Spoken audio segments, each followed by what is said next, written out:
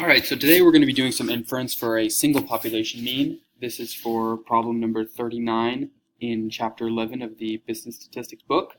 The problem states, the technology committee has stated that the average time spent by students per lab visit has increased, and the increase supports the need for increased lab fees. To substantiate this claim, the committee randomly samples 12 student lab visits and notes the amount of time spent using the computer.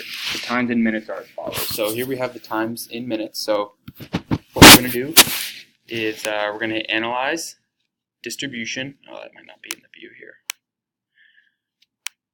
But you'll want to go analyze at the top bar, hit distribution. We'll move y into the time into the y column, hit OK. And here's what we're left with. So first we can go ahead and rotate the histogram here, and we can see here that there are two pretty extreme outliers indicated, and that's we'll get back to that. That's part of the part B of the problem. We're going to need those.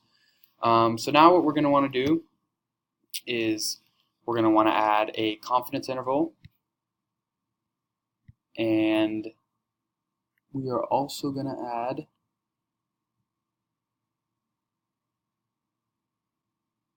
continuous fit normal.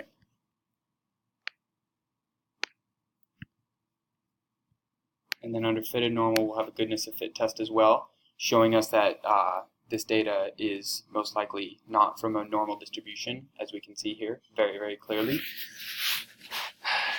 And now it's asking, so for part A, plot the data. Are there any observational outliers? Explain. Obviously, yes. We can see that there are two pretty extreme outliers. And then part B asks, the previous mean amount of time spent using the lab computer was 55 minutes.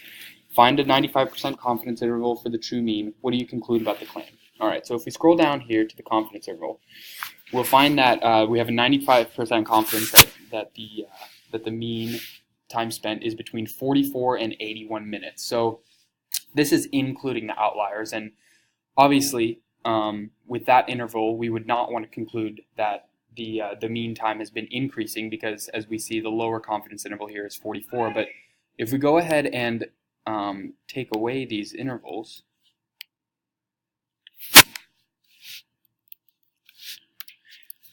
there's the first one and there's the second.